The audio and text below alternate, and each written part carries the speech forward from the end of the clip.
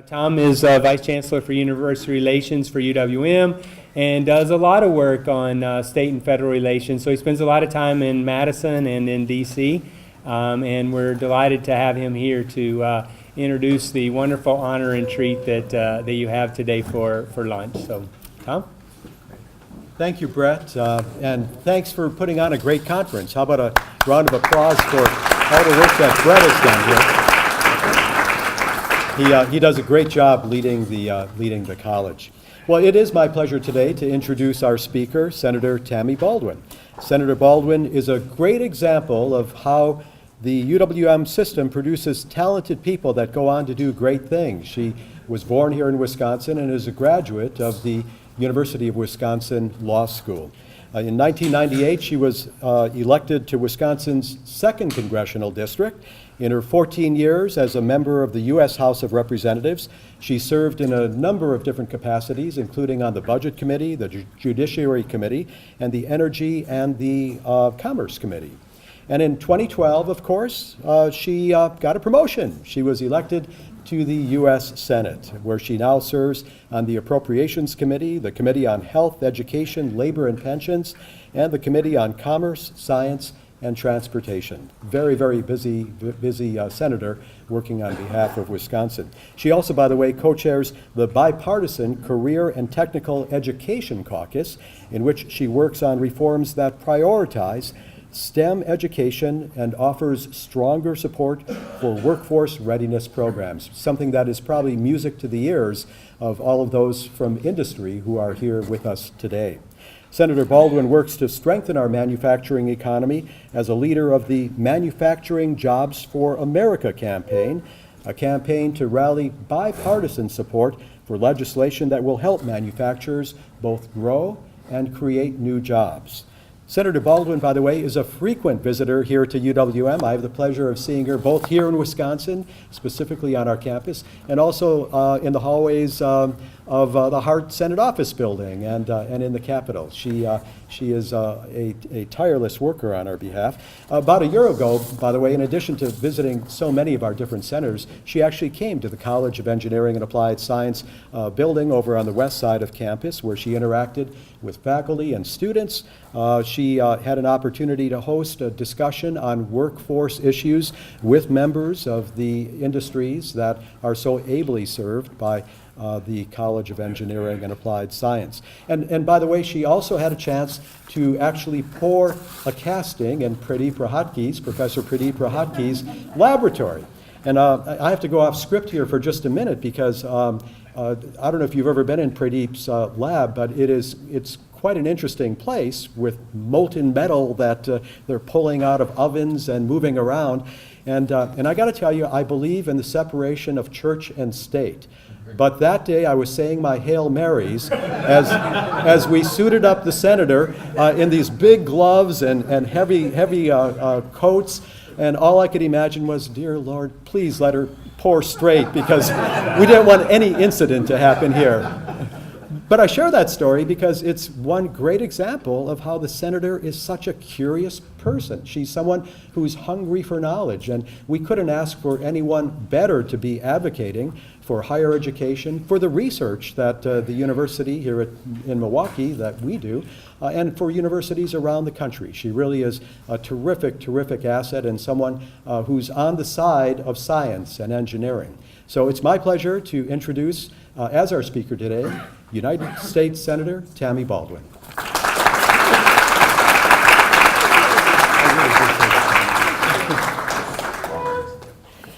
Oh. Oops, I think that's stuck there. All right.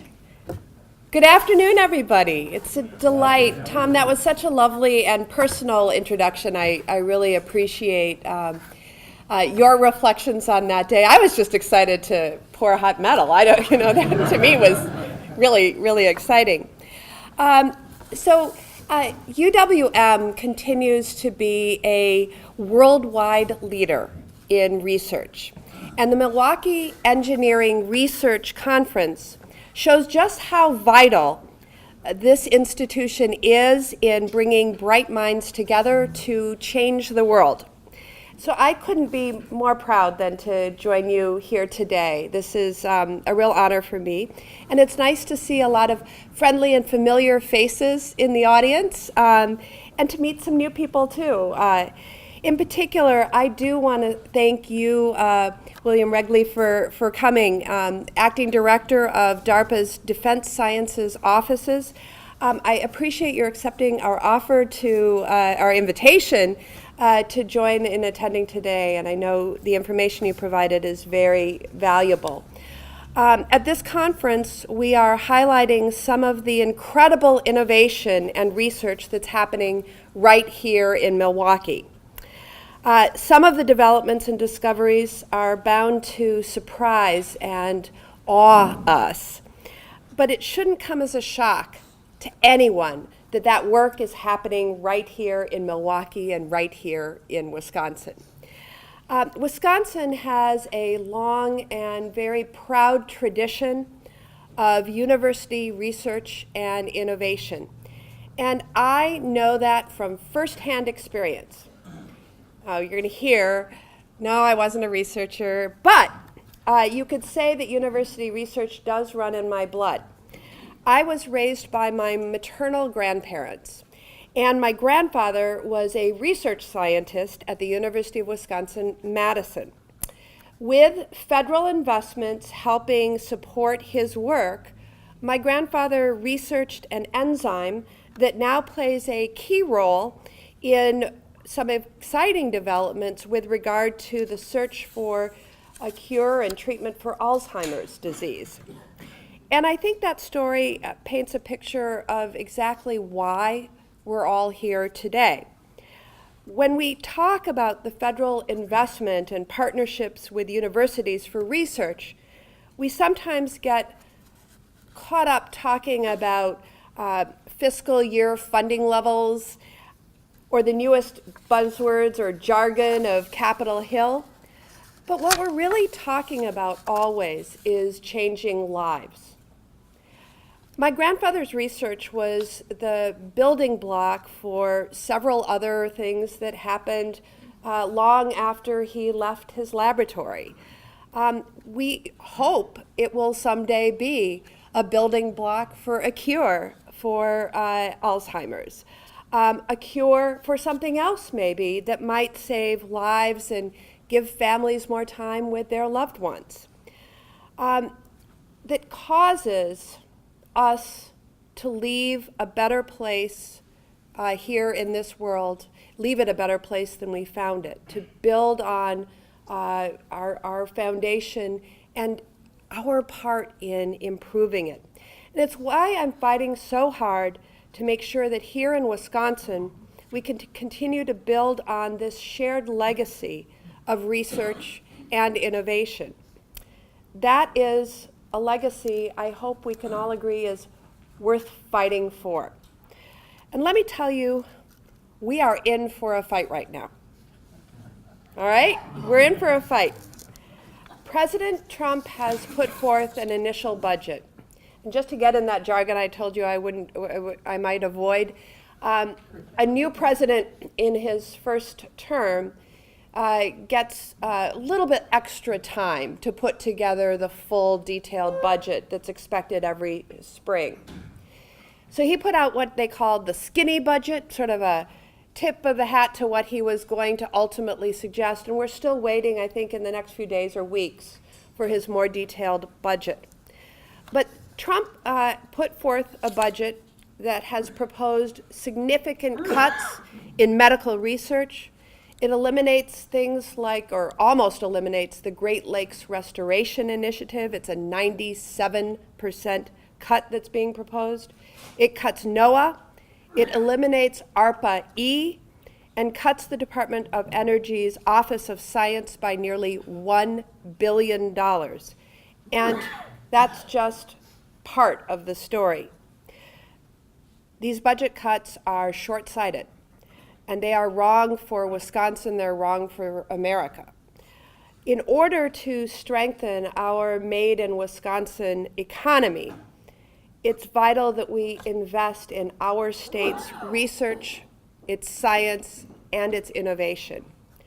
For Wisconsin to maintain our leadership in research and science, we need to promote these investments and these partnerships, not put them on the chopping block. Cuts like these not only put important research initiatives in jeopardy, it threatens our ability to be economically competitive and, frankly, in the words of our previous president, out-innovate the rest of the world. During recent budget negotiations for this year, I pushed for a substantial increase in investments for science and research at the National Institutes for Health. And as a result of my efforts, along with several of my colleagues, this year's budget will increase the NIH funding by nearly $2 billion over the former baseline. Wisconsin will see the benefits of this too. In 2016 alone, Wisconsin earned $400 million in NIH funding.